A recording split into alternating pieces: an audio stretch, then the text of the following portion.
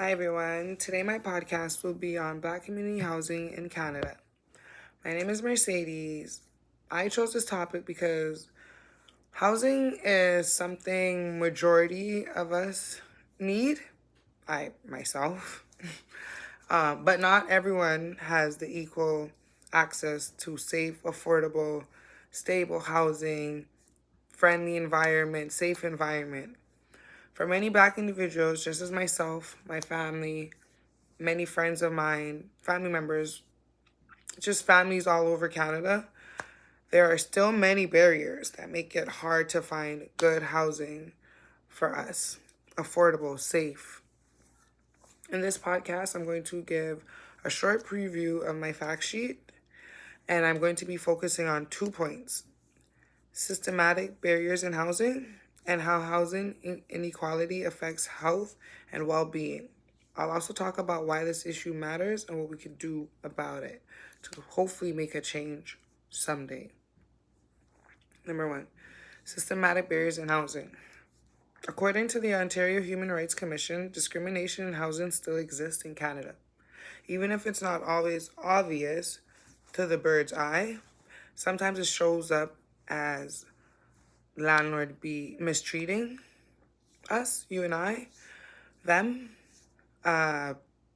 unfair rental screenings, hidden bias based on income, name, neighborhood, your background.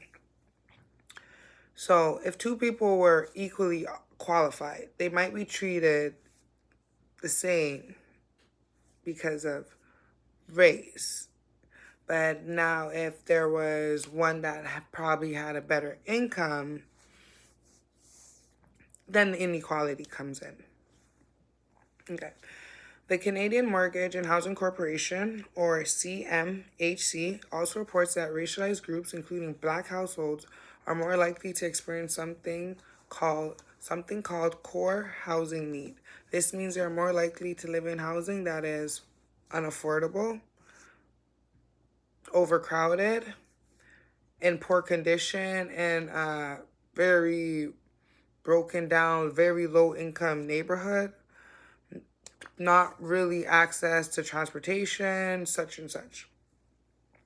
So that just shows how housing inequality is not just about personal choices, but there are also deeper systems that create unequal access for many Black families in Canada.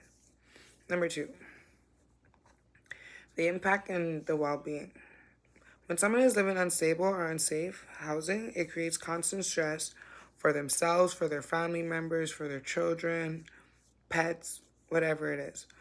And over time, that stress can seriously affect both our mental and also our physical health. Some people cope with stress by overeating, undereating, or just like super isolating themselves, forgetting to take care of like themselves or even their family members or children. So that plays like a really big role. As someone studying to become a developmental services, constant stress research probably show that linked to anxiety. Research in public health shows that poor housing conditions are linked to anxiety, depression, chronic stress, and long-term health problems. This is really important because housing is not just having a place to live. It's about your sacredness and the way that you want to have your energy created and also given out too. Environment does really shape a child and even us as adults. As someone studying to become a developmental services worker, this really matters to me because the people we support depend on stable housings to have stable routines, access to health care, transportation systems, living independently as possible with still feeling inclusiveness. So yeah, without safe housing, all of that becomes much harder for them, us, everyone. Why this matters?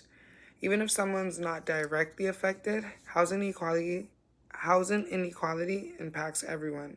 It affects things like our education, our employment statuses, our healthcare access, our transportation, and overall just community stability and inclusion.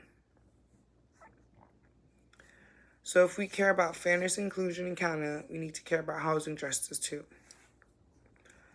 These are a few things I feel that we all could do. We could educate ourselves more and recognize that housing inequality still exists to this day. And we could always just become the change that we want to see in ourselves and others day by day.